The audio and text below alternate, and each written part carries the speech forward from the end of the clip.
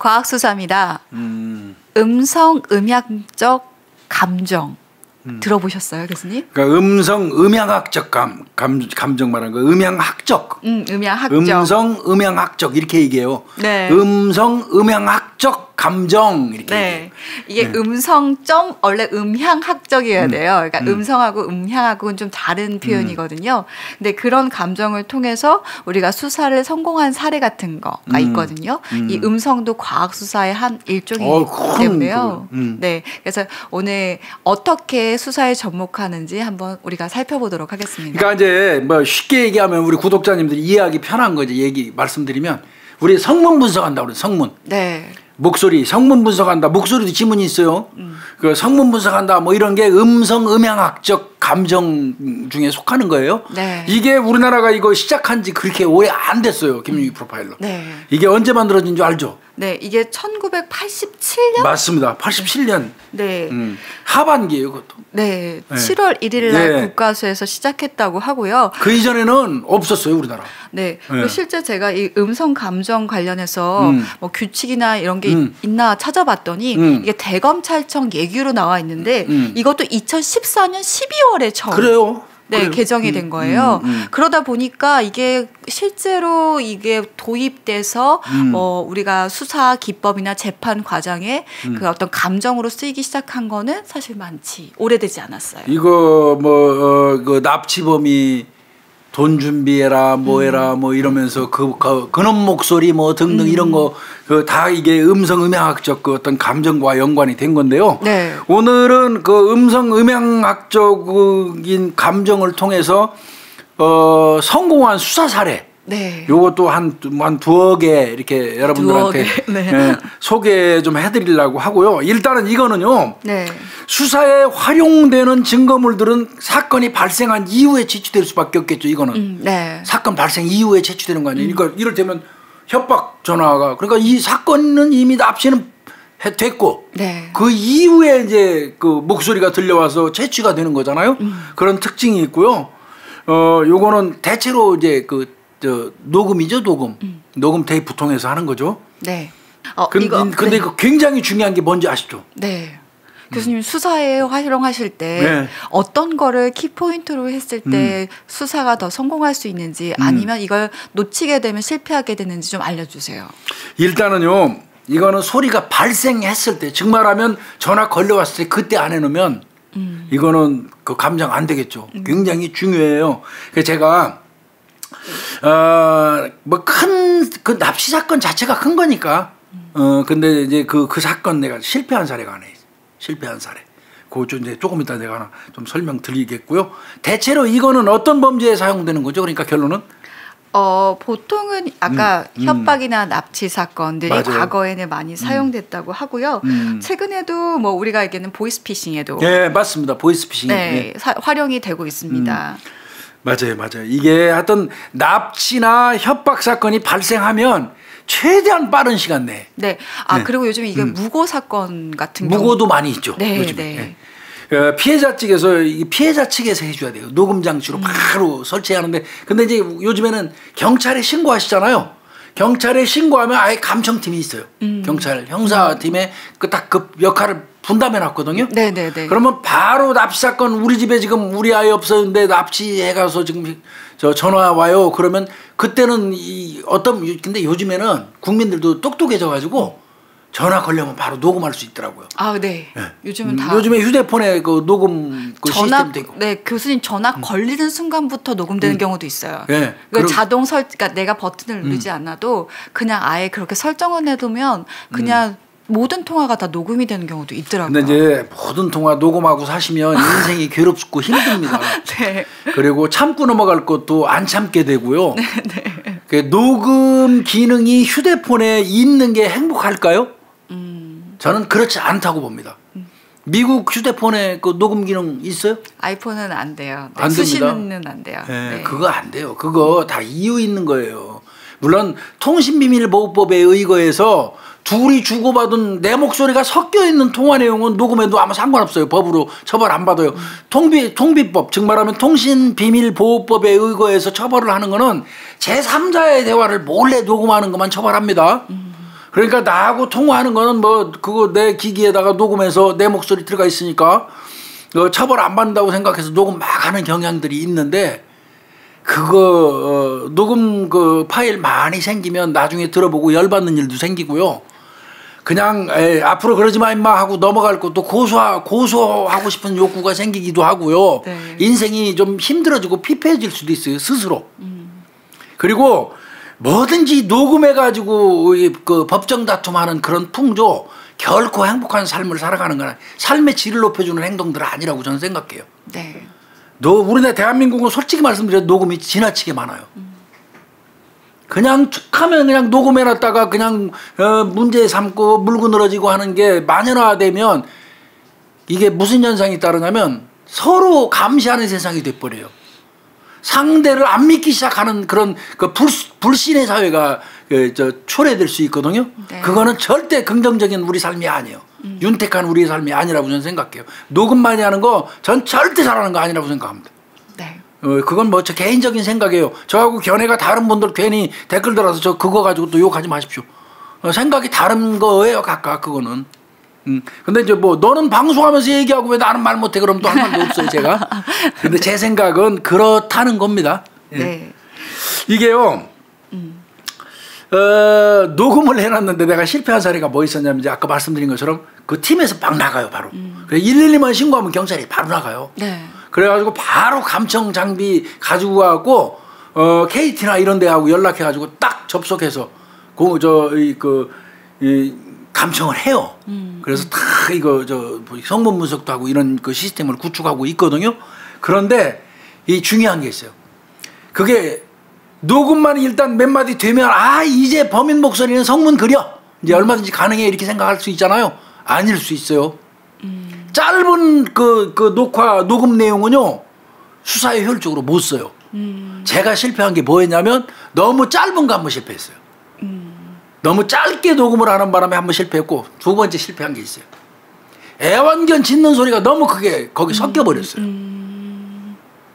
그러니까 애완견이 그 중요한 전화하는데 막 하고 이제 그 형사들이 들어가니까 아무래도 그 집에 있는 애완견 입장에서는 적으로 인지했겠죠. 뭐 그래서 이제 말하는 거 이렇게 숨죽이고 이제 감청하려고 그러는데 전화 걸려오니까 막 이렇게 사인했겠죠. 주인한테 막 받으라고 막 이렇게 형사가 옆에서. 네. 그러니까 이제 마치 그 자기 주인한테 뭐 이렇게 형사가 이렇게 손짓하는 게 위해를 가려는 걸로 인식한 거예요. 애완견이.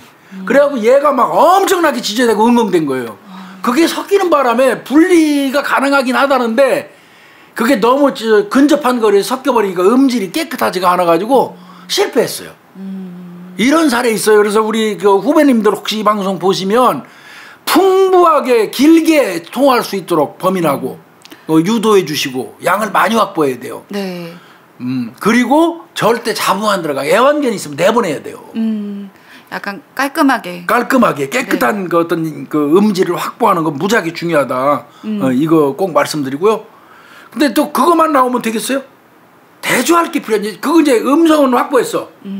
네. 음성을 확보했는데 이런 범행을 할 만한 놈들을 쫙 추리겠지 이제 또 네. 용의자들을. 네. 그러면 그 용의자로 돼 있는 사람들을 어떤 형태로 저 사람들 음성을 따느냐예요. 또 그게 관건이에요. 맞습니다. 그거 잘해야 돼요. 네. 그래서 도대체 음성 감정이 어디서부터 어디까지인가 되게 궁금하실 게 있잖아요. 그래서 일단은 규칙에 나와 있는 걸 제가 알아왔는데요. 사람마다 음성 및 언어 구사상의 발성.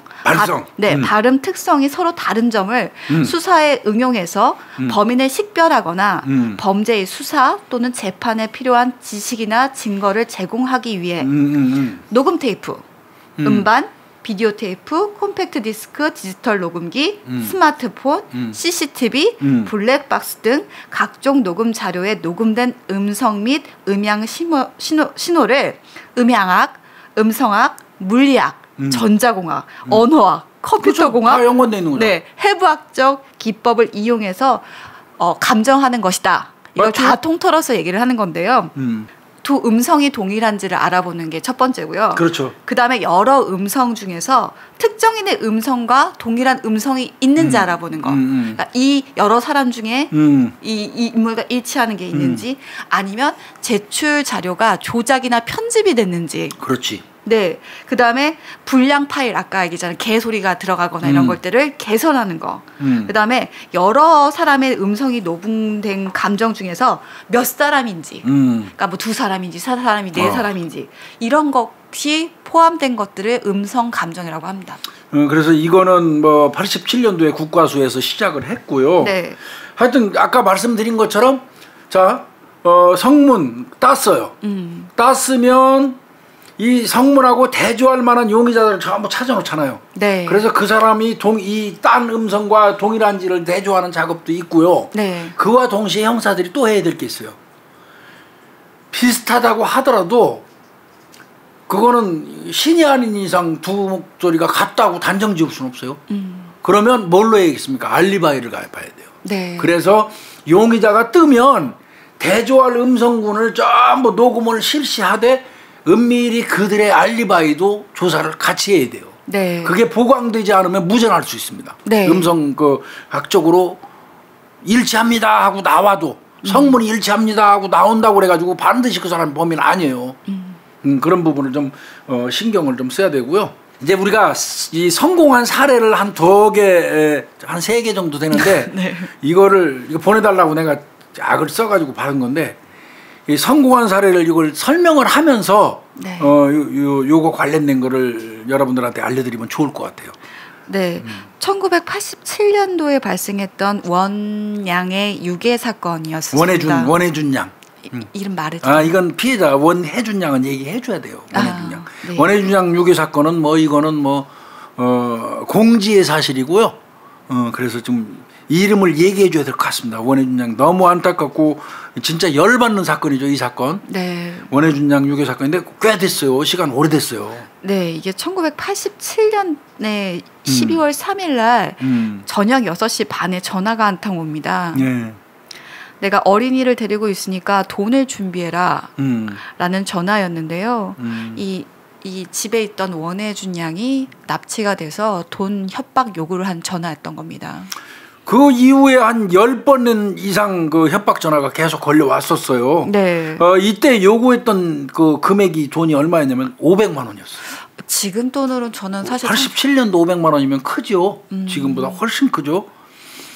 그런데 그럼에도 불구하고 이 천하의 이 죽일 놈은 이거 검거됐죠. 네, 네. 이 죽일 놈은 함효식입니다. 이름은 함효식. 예, 그 당시에 24살짜리 이 범인이었어요. 함효식. 요 놈이 이 죽일 놈이 결혼 자금 필요해가지고 그런 짓 했거든요. 지 결혼 자금. 네. 근데 사실은 해준 양 원양을 12월 3일 날 그 전날 아마 맞아요. 오전 중에 납치한 것 같습니다. 11시 반 정도에. 네. 그래놓고 그 다음 날 아침 8시에 이미 살해했거든요. 네. 그래놓고도 크리티컬 타임이 한참 넘은 거죠. 그래놓고도 계속해서 협박해갖고 돈 요구했고 보내줬는데 꿀꺽 먹었었잖아요. 이놈 그 어린애 그 액살입니다. 액살. 네, 이게 12월 1일 날이었죠. 아마 그 사건 전전날쯤에 이 원양을 봐뒀나 봐요. 부잣집 아이인 것 같고. 봐둔 거예요, 봐둔 거. 네, 그래서 납치해야 되겠다라고 생각을 해서 그 다음 날에 아이한테 접근해서 우리 엄마가 지금 친구 집에 있는데 너 데려오라고 한다. 그렇게 유인한 거예요. 네, 그래서 이 아이를 납치해서 그 차도요. 이게 그 도난한 차량이거든요. 맞아요. 도난 차량에 아이를 태우고 다녔던 거예요. 트렁크에다가. 네. 그러니까 사실 원해준 양 그 당시 7살이에요. 그렇죠. 속이 너무 상해요. 가슴이 아프고. 그러니까 결국은 아이가 울고 보채잖아요. 집에 보내달라. 항상 유괴 사건 때 힘든 부분이 그거거든요. 아이들은 집에 가고 싶고 이 불편한. 그럼 막 우는 거죠. 배고프고 마마 애들 막 울죠. 그래서 아이를 점차 통제할 수가 없으니까 교수님 말씀대로 8시, 아침 8시, 다음날 아침 8시에 이 원양을 살해를 합니다. 그리고 나서 다음에 협박 전화를 건 거예요. 찢어 죽일 놈의 이놈 이거 하며시. 네. 그러면서 500만 원을 요구한 거였고요. 그 원양은 그러면 사망했잖아요. 이 사망한 원양 같은 경우는 홍천군에 있는 널미고개, 네, 거기 낭떠러지로 10m 높이에 낭떠러지예요. 네. 거기서 밑으로 던지고 내려가가지고 나뭇잎으로 안매장했던 거 나중에 이제 찾았지요. 그래서 찾았는데 이게 그 계속 협박 전화 하는데도 바로 이게 딸 수가 없었어요 이놈을. 네. 그 바람에 88년 1월 7일 날 공개 수사로 전환했어요. 그게 엄청 오래 끓은 거예요 이 사건. 건 1년 동안 못 잡으니까 공개 수사 했던 거고요. 이거 유명한 사건이 있어요 이게. 전두환이가 이때 그 집권하고 있을 때거든요. 강남경찰서 방문해요. 그래가지고 아주 유명한 얘기 있어요. 유명한 얘기. 강남경찰서 방문했고 그때 이제 방문해가지고 형사들한테 빨리 잡으라고 독려하러 저 단일 사건에 대통령이 직접 와가지고 잡으라고 독려한 경우는 거의 없어요. 네. 그런데 와가지고 그런 얘기 했으니까 아마 비상 걸렸겠죠. 그리고 이 88년 1월 13일 날 이제 또 가족도 방문해요. 가족 방문해가지고 그때 한 얘기가 아주 유명한 그 얘기 있어요. 전두환이 했던 거. 살려보내면 너도 살고, 네. 죽여보내면 너도 죽는다. 대통령 입에서 이런 얘기가 나왔어요. 살려보내면 너도 살고, 죽여보내면 너도 죽는다. 네. 이게 12월 정확하게 3일 날 발생했었던 사건이잖아요. 근데 1월이 지나도록 그 이듬해까지. 네, 연락이 안 되는 거예요. 왜냐하면 분명히 500만 원을 줬어요. 본인이 그 어떤 계좌를 개설했다고 여기다 돈을 입금하라고 했었어요. 그래가지고 돈까지 500만 원을 줬는데 그 이후로 아이에 대해서 연락이 없는 거예요.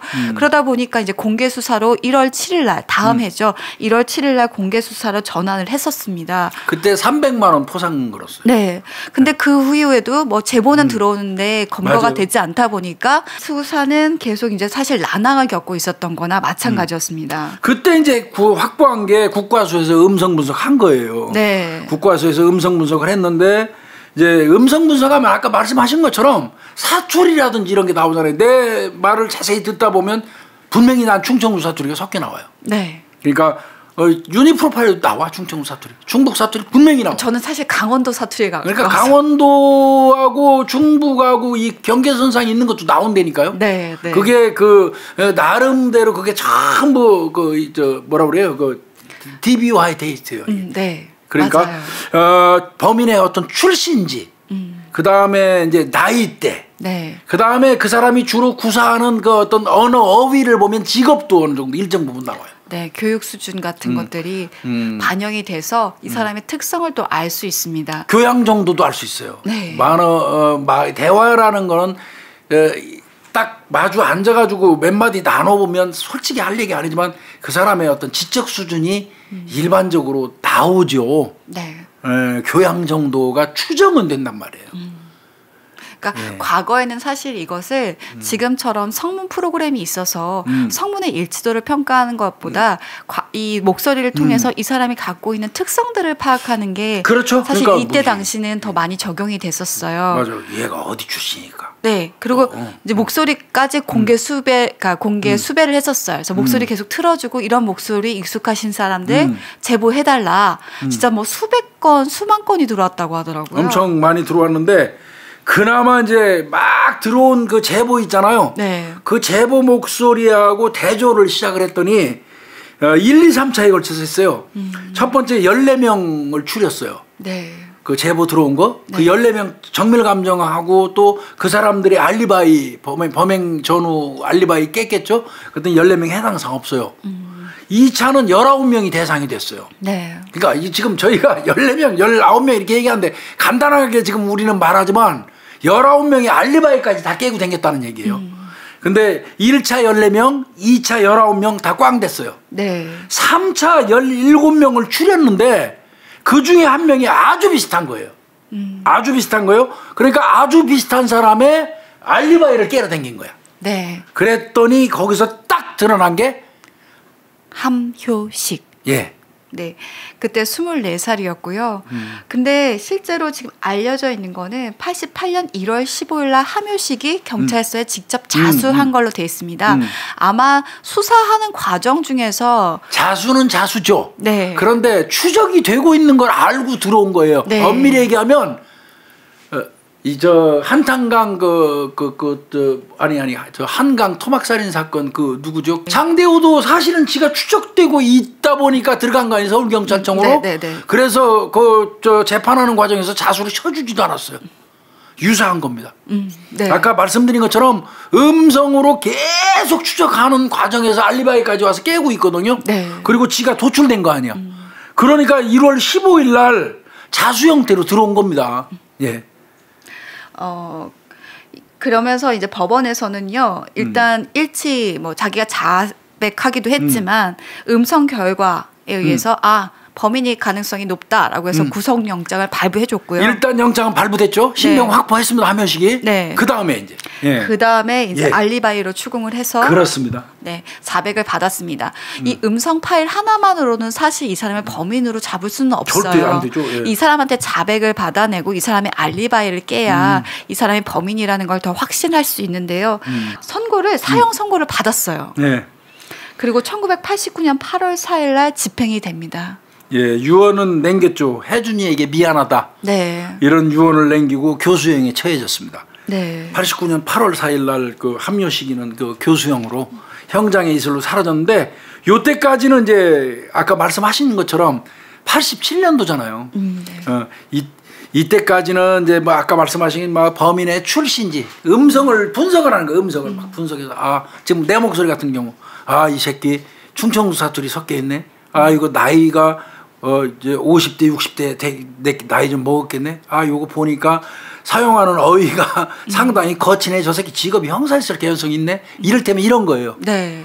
이런 것 등등으로 분석을 하고 그다음에 그 시민들 협조 받았더니 시민들이 막 제보했어. 그 원양 사건은 대한민국 국민들이 다 분노했었어요. 그 당시에. 천인공랄 범죄 아닙니까 이건.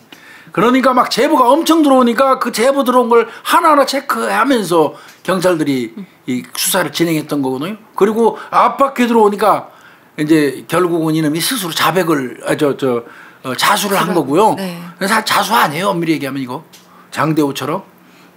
그래서 이거 해결한 그 성공한 사례가 하나 있었고요. 네.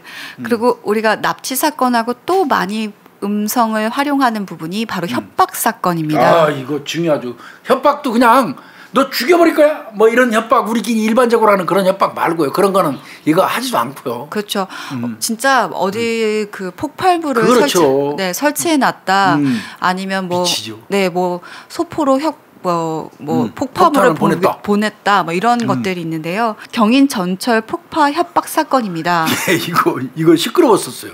네, 이게 기사 찾아보니까 그때 시끄러웠었어요. 당시에 저는 기억이 나요. 네, 저는 사실 이거 잘 몰랐었거든요. 96년도에 발생했거든요. 96년도 2월 달에 아까 그 원해준 양 사건은 88년도 1월 달에 강남서에서 해결했던 사건이에요. 네. 그런데 이제 이거 두 번째 우리 김윤희 프로파일러 말씀하신 경인 전철 폭파 협박 사건은 96년 2월 달에 남대문 경찰서 관할 내에서 발생하죠. 이거 저는 기억이 나요. 이때 비상 걸렸었거든요. 시끄러웠었어요. 제가 현직에 있을 때니까 이게 96년도 2월 5일 날 부평역에서 출발하는 그 시발한다고 그래요. 이제 시발. 욕하신 거 아니죠? 욕한 거 아니에요. 그건 이제 쌍시옷이고 이거는 시발. 시작할 때 출발 시작. 그러니까 출발로 합시다. 부평역에서 출발하는 근데 자기들끼리는 또 시발 이렇게 얘기하더라고요. 부평역에서 출발하는 전동차 안에다가 내가 폭발물을 설치해 놨기 때문에 내가 보던 땅 둘러가고 폭파시켜버린다는 협박 전화가 걸려왔어요. 네. 이거 자지러지는 거죠. 네, 이게 처음에는 이 협박 전화를 했을 때 녹음이 안 됐었어요. 예. 근데 이 워낙 큰 사건이니까 난리 났어요, 이거. 이게 방송국에서 이제 막 보도가 된 거예요. 그러니까 이 범이 당황을 해가지고 그 국장실에다가 경찰 국장실에다가 전화를 했을 때 이놈이 전화 안 했어서 못 잡을 뻔했어요. 근데 이때 녹음이 된 거라고 하더라고요. 예, 맞아요. 이게 하여튼 막 전화 KT가 아니라 철도공사죠 이제. 네. 거기다가 전화해가지고 그때는 철도청일 겁니다. 96년도에는 철도청에다가 전화해가지고 그 부평에서 출발하는데 그 전동차에다가 내 폭발물 설치해놨으니까 조금 있다가 이제 터질 거야. 으악하지 그냥. 네. 그러니까 이거 범인 잡아야 될 입장인데 또 안 봐도 비디오죠. 전동차 다 세워놓고 그 폭발물 처리반 다 들어갔겠지. 경찰, 군인, 폭발물 탐지견까지 다 가서 다 뒤졌겠죠. 네. 안 나오죠. 근데 그래도 불안하죠. 어디에다 뭐 했는지 모르니까. 그렇죠. 그러던 중에 이제 그러니까 진짜 뭐 이게 너무 심각하니까 방송 쪽에서는 언론에서 이제 눈치 깠어요. 네. 그래가지고 지금 이렇게 전동차 운행 안 하니까 터질 일인데 사람은 안 탈 거니까 멀리 이제 전동차 세워놓고 다 빠져 있는 상태죠. 네. 그러니까 이제 더 이상 그 위험하지 않은 상태다 보니까 이제 언론에서 보도가 막 나기 시작한 거예요. 어떤 범인이 이렇게 폭발물을 설치했다고 그랬고 난리가 났는데 경찰하고 군이 가서 수색해 보니까 사실이 아닌 걸로 밝혀졌다. 그래서 지금 경찰은 그 검거하기 위해서 지금 뭘 한다고 언론에서 얘기를 했겠죠. 네. 그 범인이 가만히 보니까 이거 내가 생각할 때는 얼떨결에 한번 전화한 건데 이게 심각해져 버린 거예요. 네. 심각해져 버린 거예요. 범인 입장에서는. 그러니까 그 철도청 국장실에다가 스스로 또 전화를 걸어요. 그때 녹음을 하는 겁니다. 네. 그래서 녹음한 내용들이 있는 거잖아요. 네. 이 범인의 녹음한 녹음 파일이 있는 건데요. 그리고 분명히 전화를 한 대가 있었을 테니까 전화를 추적을 하다 보니까 그렇죠. 발신 전화를 추적하는 거죠. 네, 근데 공중전화였어요. 당연히 공중전화에서 했죠. 네. 이 전화 위치가 어디냐면 부평이었나 봐요. 그러니까 부평에 있는 거지 범인이. 네. 이 안에 부평역에서 이 출발하는 그 전동차가 툭 하면 그냥 그 지연되고 말이야. 그런 바람에 내가 출근이 늦어가고 내 직장이 잘렸어. 니네들이 열차 맨날 제대로 정비 안 해가지고 제대로 안 가고 그러는 바람에 내가 잘려갖고 열받아서 내가 그 폭발력을 했던 거야. 이 전화를 한 거야. 네. 국장실에다가. 그러니까 그 음성도 녹음을 하고. 네. 한편으로는 그렇다면 부평역에서 서울로 출근하는 사람일 가능성이 높은 거야. 아, 그럼 아마 발신지는 네. 평창동이었겠구나. 발신지가 아마 부평역도 있고. 평창동도. 뭐 그런 것 같아요. 네. 그래서 요거는 그 부평에서 평창동까지 그 틈 사이에 시간 가지고 따졌을 거예요. 전화 걸고 하는 시간 가지고 요 사이에 출퇴근하는 직장인일 가능성이 높다. 그러면 그때 그 전동차 찾던 그 직장인 부평에서 서울 쪽으로 평창동 쪽으로 출퇴근하는 사람을 쭉 뽑으니까 20명 나와. 네.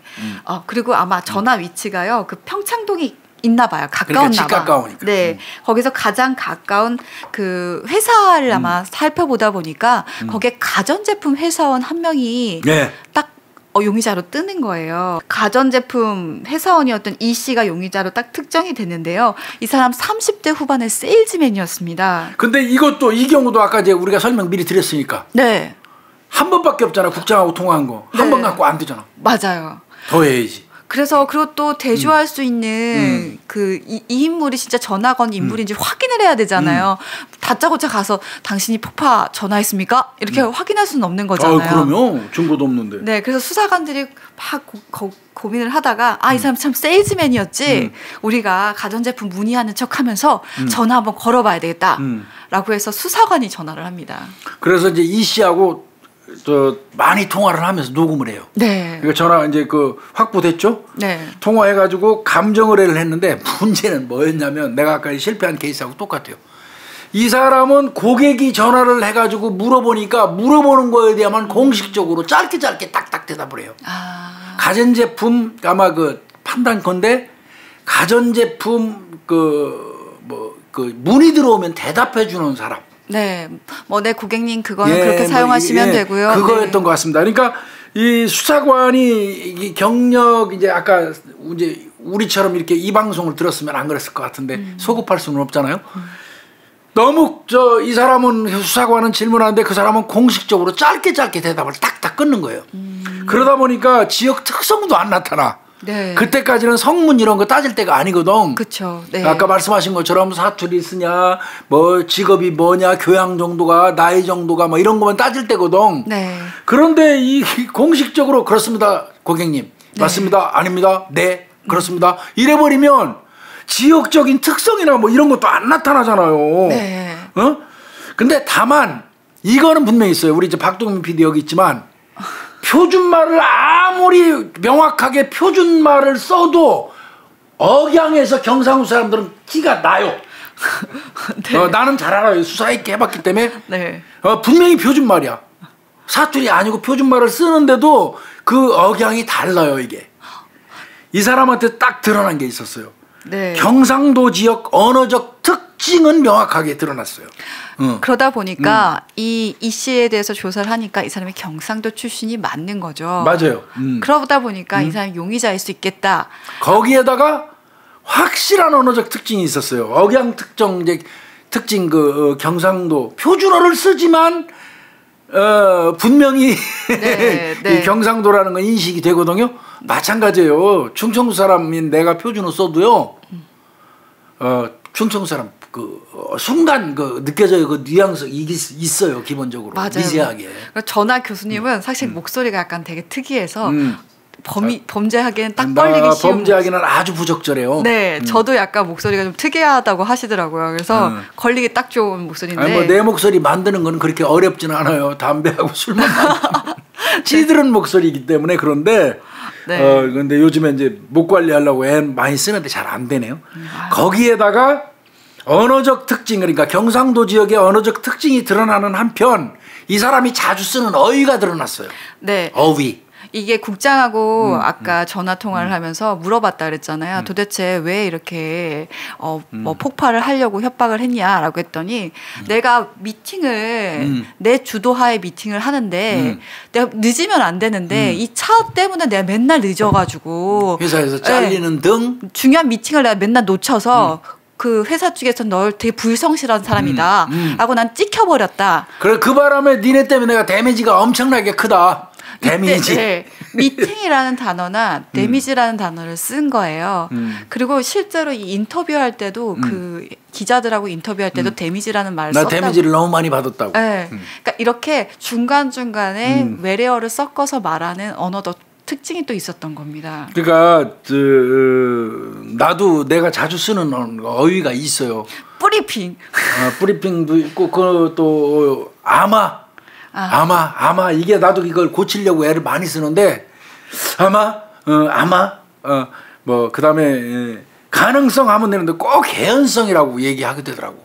보고서 쓰던 습관이 있어가지고 이제 그런 거 등등. 그러니까 사람이 많이 쓰는 어휘가 있어요. 네. 어떤 패널 있어요. 저랑 같이 방송하는 패널 맨날 팩트 타령해. 팩트가. 아주 그 사람 방송하는 거 옆에서 듣다 보면 몇 개 쓰나 보자 하고 셀 때도 있어. 하나, 둘, 셋. 팩트 4, 팩트 5 오늘 5개 썼네. 이런 것처럼 있어요, 이게. 사람마다 주로 쓰는 어휘가 있어요. 네. 얘는 미팅, 데미지 이런 거를 좀 많이 썼던 것 같습니다. 사실 저도 초반기에 제가 쓰는 어휘 패턴이 부분. 있었어. 네, 어떤 이런 부분이, 부분, 저런 부분. 그래서 교수님이 지적을 해주셔가지고 저 진짜 많이 고쳤고. 요즘에 부분 안 쓰는데 보다 보니까 많이 써요. 그냥 보니까 그래요.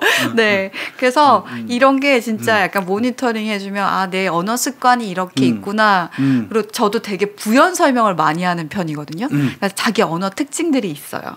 그래서 이 사건은 본인이 자백 다 했어요. 네. 아마 수사관 얘기했겠죠. 봐. 네가 국장하고 전화 통화했던 거, 네가 막 사용했던 언어, 그다음에 내가 고객이라고 해가지고 너한테 전화한 그 어휘 사용한 거, 언어적 특징, 자 2개 비교해봐. 너 그러고 언어적 특징에서 경상도 사람이라는 거 너 스스로 말하고 있어. 너 경상도 맞잖아. 뭐 이것도 드러났고 자백했어요. 사실 이거 진짜 뭔가 뭐라 그래야지? 이게 갑자기 어휘가 생각이 안 나는데 시사하는 바가 되게 크다고 생각이 되거든요. 왜냐하면 진짜 나는 화가 나가지고 철도청에다 내가 진짜 해놨어라고 어떻게 보면 이 사람한테 분풀일 거예요. 그렇죠. 네. 근데 이거 저 생각해봐요. 할 얘기가 있고 안 할 얘기가 있지. 근데 진짜 협박 전화나 장난 전화 이런 식으로 많이 와요. 이거 난리 나는 거예요, 그거. 네, 특히 뭐 초등학생이나 어린 아이들 같은 경우 막 전화해서 내가 어디다 막 솔직히 설치해놨다라고 하는 장난 전화 많이 오면 경찰 입장에서는 이거 무시할 수가 없어요. 네. 다 나가야 돼요. 그러면 거기 출동했던 비용 있잖아요. 네. 그 민사로 요즘엔 다 내야 돼요. 네. 다 물어내야 돼요. 아직 거지됩니다. 네. 잘못하면 이런 전화하면 이게 장난 전화라고 해서 이제 넘어가지 않는다는 거예요. 그리고 이 사람 같은 경우는 진짜 이 사건 이후에 자신의 모든 것들이 다 공개가 돼 버리다 보니까 그럼요. 자신의 그냥 화풀이라든지 스트레스 해소였지만 정말 어마어마한 데미지를 입게 된 사건입니다. 그러면 이제 이거는 뭐 굉장히 중요해요. 이거는 그래서 이 폭파 사건 같은 거에서 그런 식으로 이 사건 처리를 해서 결국은 저 자백한 거, 네. 이런 사건이 있었고요. 또 한 건 뭐 간단하게 소개해 주시죠. 네, 이거는요. 이거 뭐 옛날이니까 있을 수 있었던 예, 사건 맞아요. 같아요. 1989년도 1월에 검거가 됐던 사건입니다. 강서경찰서 관내죠. 네, 이 피해자가 아마 남성이었던 것 같은데 내연녀랑 호텔에 이렇게 왔다 갔다 했던 것 같아요. 그러니까 이걸 누가 딱 목격을 한 거예요.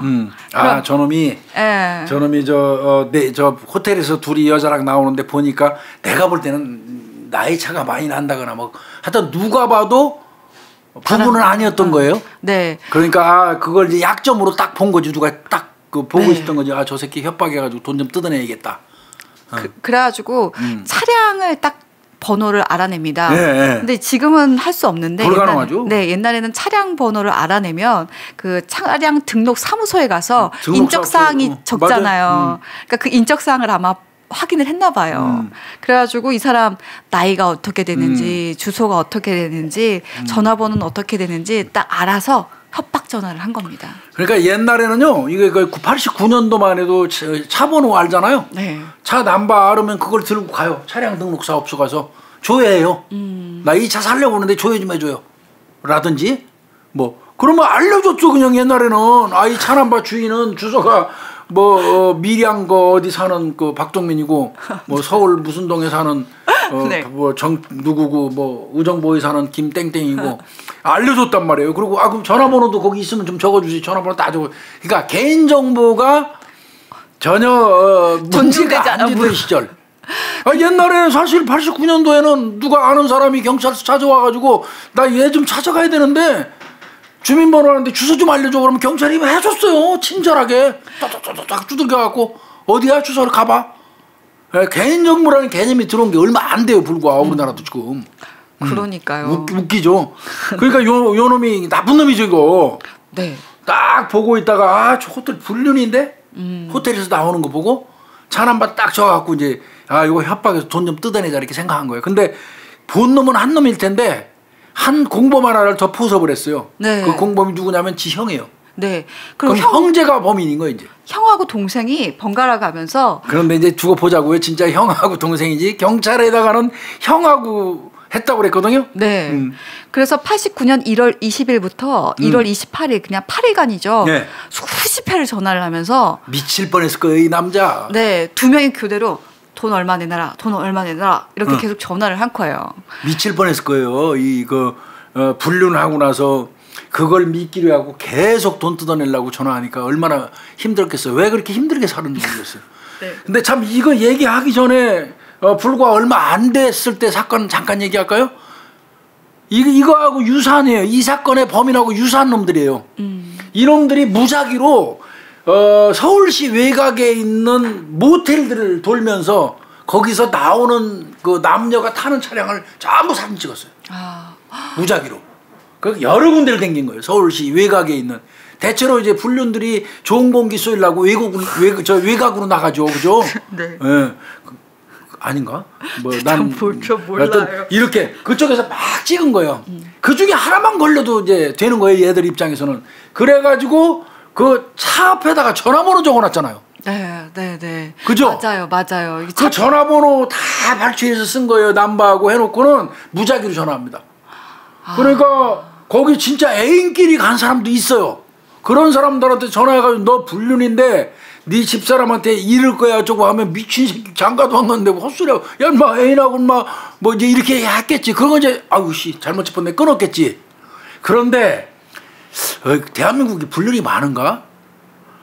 워낙에 많은 사람들이 입금을 많이 했어요. 네.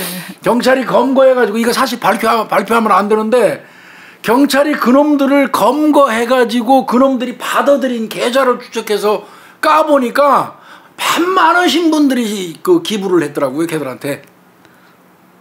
네, 조심해야 됩니다. 네, 떳떳하지 못하면 네.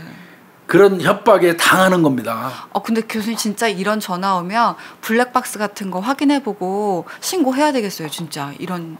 그리고 저는 개인적으로요 차량에다가 차남바 붙이는 거 고무적이지 않다고 봅니다. 근데 저는 붙이거든요. 아니요. 어디 들어갈 때 그 금방 차를 빼라고 해야 될 그런 상황이 도래할 경우는 이렇게 뒤집어서 해놓고요. 네. 그렇지 않은 경우는 그 엎어놓고 다니는 게 좋습니다. 평소에는. 네, 알겠습니다. 구분할 수 있잖아요. 사안에 따라서. 맞아요. 여기다 세우면 누가 찾을 수 있겠다 하는 그거는 본인이 스스로 판단할 수 있잖아요. 네. 자기 아파트에 차 세워놓으면서 그거 해놓을 필요는 없잖아요. 네. 내 집 주차장에 갖다 놓으면서 그럴 필요는 없잖아요. 이거 좀 귀찮아도요. 엎었다 뒤집었다를 좀 하셔야 돼요. 근데 교수님 그러면 이제 모텔 들어갈 때 다 이렇게 뒤집어 놓는 거 아니에요? 모텔 들어가면서 뒤집는 것도 괜찮죠. 그건 어차피 범죄로 가는 건 좋지 않아요. 그거는. 그러니까 이놈들이 그런 거예요. 이게 내가 볼 때는 얘들 여죄 있었을 것 같거든요.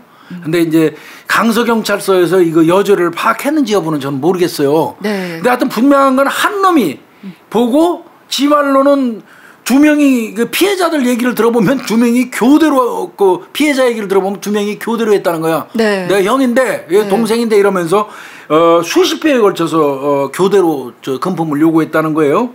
그런데 범인들 이 그 목소리를 추적을 해서 이제 이거는 사실 이제 말씀드린 게 발신지 추적으로 잡았어요. 네. 공중전화 발신지 추적으로 잡은 거예요. 네. 그래서 잡았잖아요. 근데 분명히 두 명이 왔다 갔다 했으니까 빨리 공범 불어라. 한 놈 잡았죠 이제. 네. 그랬더니 이 사람이 이러는 거. 아니에요. 저 공범 없어요. 제가 혼자 한 거예요. 네, 생쇼한 거예요. 네. 그래서 야 분명히 두 사람이 했잖아 임마 너. 한 사람은 네가 하고 한 사람은 네. 목소리신 네 동생이 하고 이 새끼야 둘이 번갈아 가면서 했잖아. 하고 수긍을 했더니 제가 한 거예요. 그 신 목소리도 제가 한 거예요. 해봐 임마 그랬더니 그런 하는데 똑같아요. 네. 근데 그렇다고 이 사람 말을 다 믿어줄 수는 없잖아요. 네. 그래서 음성을 그럼 너 신 목소리 한번 내봐라. 그리고 본인 목소리 다시 해봐라. 하고 대음성 성분 분석했어요. 네, 협박했던 또 전화 목소리 있잖아. 이걸 보냈더니 이게 다 일치를 했던 겁니다. 그래서 결론은 1인 2역 한 거예요. 네. 1인 2역을 한 거지. 이게 유명한 사건입니다. 이게 위장 음성 사용 공갈 협박 사건. 89년도 1월달에 강서경찰서에서 요거 사건 사례가 각 경찰서로 내려왔었어요. 이거 특이한 사례라고 그래가지고 각 경찰서에 요런 사례가 있다 하고 공문으로 내려온 적도 있어요. 네. 제가 이거 읽은 기억이 있거든요. 네. 그리고 이제 사실 과거의 사건들이 많아서 에이 이렇게 얘기하실 수 있는데 현재도 되게 많이 사용되고 있어요. 그래서 뭐 들어가 보시면 요즘 검찰에서 사실 이렇게 과학수사 관련된 사례들을 좀 올려놓는데요. 음성 자체가 이제는 어떤 하나의 수사 기법으로 활용되는 경우가 되게 많습니다. 왜냐하면 녹음하는 기능들이 사실 많이 생겼잖아요. 보이스피싱 같은 것도 이제 이게 네. 여기에 적극 활용될 거예요. 그리고 이제 국수본이라고 생겼죠. 국가 네. 이제 경찰 수사본부 여기에서 일본으로 내세운 게 뭔지 아세요? 이 보이스피싱 뿌리 뽑겠다는 겁니다. 거기에 내가 볼 때는 그거 하나만 해도 우리가 열심히 물건 만들어 갖고 수출하는 그 빠져나가는 돈 있잖아요. 1조 단위의 돈이 지금 빠져나가잖아요. 어디로 가는지는 거의 나오잖아요. 그 나라. 네. 네. 그건 말도 안 돼요, 진짜. 이거는 좀 집중해서 그래서 보이스피싱만큼은 좀 막았으면 좋겠고 아직도 보이스피싱 당하시는 분들이 있더라고요. 근데 지금 많이 오히려 있잖아요. 요즘에 할머니 할아버지들은 경로당이나 이런 데 가셔가지고 특강들을 가서 아주 얘기하고 이제 할머니 어디서 보이스피싱질이야 라고 전화 끊는데 할머니 할아버지가 네. 그런데 오히려 제일 많이 당하는 나이대가 몇 살인 줄 아세요?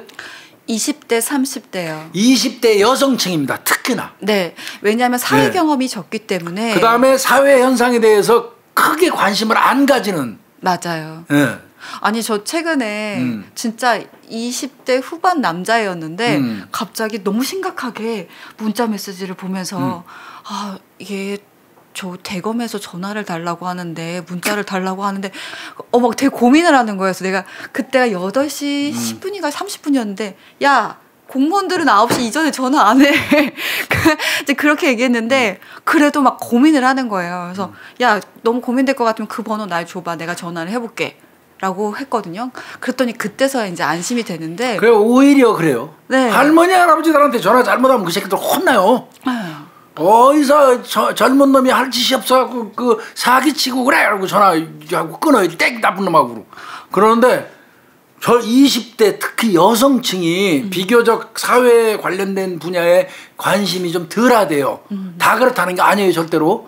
그리고 또 크게 사회 현상에 크게 관심 안 갖다 보니까 조금 이제 멀어져 있는 거야. 네. 그런데 뜬금없이 전화해가지고 지금 당신의 계좌번호가 범죄에 이용돼 있어서 본의 아니게 당신 조사받고 벌금 나갈 수도 있다고 얘기해버리면 이건 뭔 경우야 하고 적극적으로 전화하다가 따라 홀려버리는 경향이 있거든요. 네. 그래서 이제 이런 거, 보이스피싱은 한마디 제가 말씀드리지만 대한민국 검사들이 그렇게 한가하지가 않아요. 네. 검사가 집에 가가지고 만날 일 없습니다. 그리고 전화해가지고 들어오라는 일 없어요. 전화로 계좌, 은행 계좌 관련된 것, 대출 관련된 거, 무슨 범죄로 출석하라는 거 이런 얘기 오면 예의 나쁜 놈의 새끼야 그러고 전화 끊어버리는 게 좋습니다. 네. 그거 다 헛소리니까요. 대한민국에서 공식적으로 하는 거는 대출 관련된 것도 반드시 방문해야 되고요. 반드시 방문해야 돼요. 휴대폰으로 네. 안 돼요, 네, 이거. 네, 네. 그 다음에 경찰에서 또 혹은 검찰에서 아니면 금감원에서 출석 요구하는 건 반드시 이 출석 요구서라는 서면이 가도록 돼 있어요. 서면. 우리가 도달주의거든. 서면이 가야지 이 서면에 의해서 효력이 발생해요. 받고도 안 오는 거는. 네. 그래서 서면 가게 돼 있어. 전화로 찍 불러가지고 하는 거 없고, 그 다음에 일과 시간이 한참 지났는데 검사가 현장 나와가지고 당신 만나자고 그러면 그건 말도 안 되는 소리입니다. 대한민국 검사들 바쁩니다. 그리고 안 바빠도 검사가 가서 일일이 보이스피싱 피해자 만나시는 천사 같은 검사님은 대한민국에 존재하지 않습니다. 쓸데없이 보이스피싱 얘기했는데 나중에 보이스피싱 한번 특집 한번 하자고요. 네, 네, 네. 이렇게 음양압적 감정이요. 이제는 과거에는 뭐 사실 제한적으로 사용될 수 있었습니다. 그렇지만 요즘에는 워낙 과학기술 자체가 발달되다 보니까요. 그리고 녹음 같은 것도 상용화가 되다 보니까 굉장히 폭넓게 사용되고 있습니다. 그래서 이제 뭐 음성의 일치라든지 최근에는 이 음성 통해서 이 사람의 감정이 어떤 건지 이 사람이 진실인지 아닌지에 대한 판단 여부도 사실 개발되고 있고 상용화가 되고 있거든요. 쓰이고 있어요. 그래서 진짜 음성이라는 게 널리 사용되고 있다 보니까 여러분들도 수사를 하시는 분들은 또 수사에 이용하시고요. 혹시라도 내가 어떤 범죄에 피해가 당했다고 한다면 이런 음성 부분도 꼭 증거 자료로 녹음을 하셔서 남겨놓으면 좋습니다. 네, 좋습니다. 네. 다시 말씀드리지만 녹음 그냥 상시로 녹음하면 힘들어져요 인생이. 그거는 좀 지양했으면 좋겠다는 말씀 좀 드리고 싶어요. 우리 구독자님들 편하게 사셔야지. 네. 맞아요. 그죠? 네. 네. 네. 오늘 네. 교수님 음양학적 감정 네. 네, 사례 감사합니다. 네, 수고했어요.